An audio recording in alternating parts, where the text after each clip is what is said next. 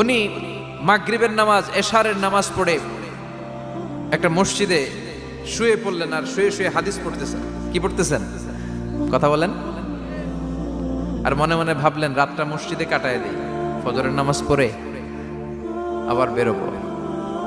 কিন্তু দারোয়ান এসে বলে মসজিদে থাকতে পারবেন না, ওঠেন। দারোয়ান আছে না, কথা কন।